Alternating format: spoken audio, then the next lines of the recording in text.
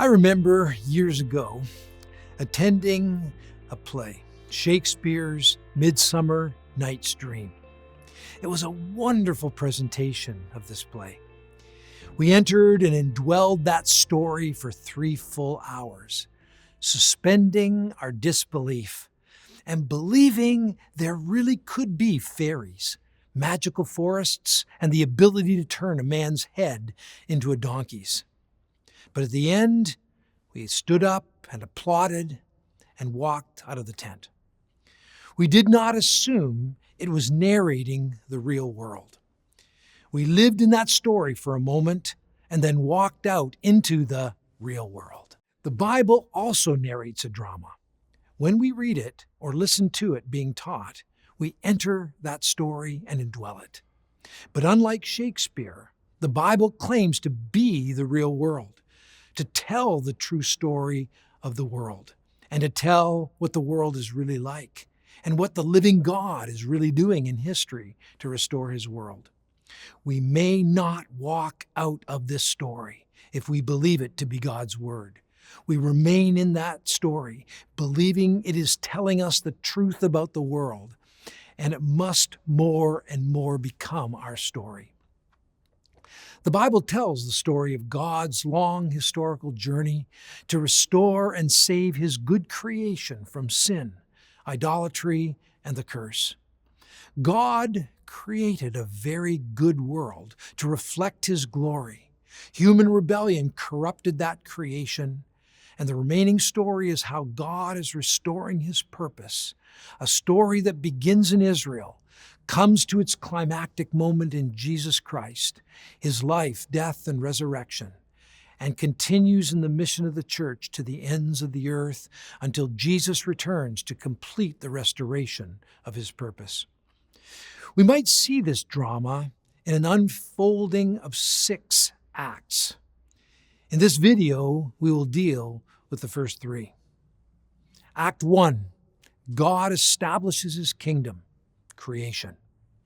In the opening act, God creates the world to be his kingdom and humanity as the crown of his creation, to discover and cultivate the powers and potentials of the creation.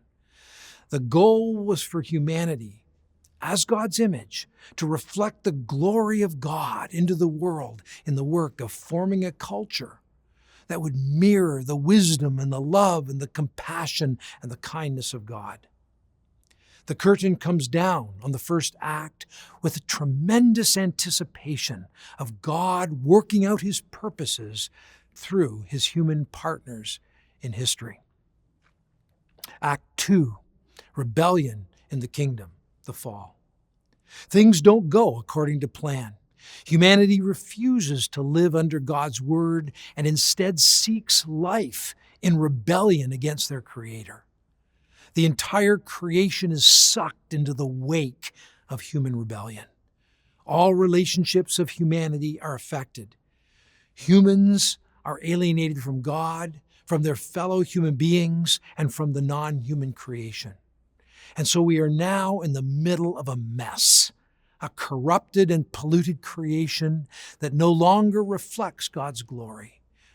God's purpose has been thwarted, and the curtain comes down on the second act with the large question looming, what will God do? Act 3, the king chooses Israel, restoration initiated. What will God do? Choose a people and restore the creation through them. Against the dark backdrop of human rebellion and the curse of God, God makes a promise to Abraham. I will restore the blessing of my good creational purpose to you and a nation that will come from you. You will be the means by which I restore blessing and life to the peoples from all the nations and even to the whole creation. God's promise to Abraham is threefold: to form a people to be what Adam and Eve had failed to be, to give them the land which Eden could no longer be, and to restore the lost blessing that God had gifted Adam and Eve in the garden. This promise looks back to Genesis 1 with the commitment of restoring what was lost. The promise looks forward to the end of history when God will fulfill the promise of a people from all nations living on the new creation in the blessing of God. The Old Testament narrates God's plan to restore the creation. In the first scene of Act 3, God forms his people Israel. Especially in the book of Exodus, we see and observe God liberating Israel from bondage to Egyptian idolatry, calling them to be a priestly nation that mediates God's blessing to the nations, giving them the law so they might live as the new humanity, and then coming to dwell among his people so they might know him, worship, and obey him. In the second scene of Act 3, God gives them the land so they might live out a picture of Eden, or even better, of the new creation before the nations. They are to be a showcase of what God intended for human life and a picture of where all of history is going. If they walk according to the law, they will show the wisdom and love, the compassion and holiness and righteousness of God to the nations, and the nations will acknowledge God as the true and the living God. But alas, Israel fails. Even though they were called to be the new humanity, they still have the hearts of the old humanity. And so God sends them into exile to live among the pagan empires. But he gives the promise of good news through the prophets. He will return in power.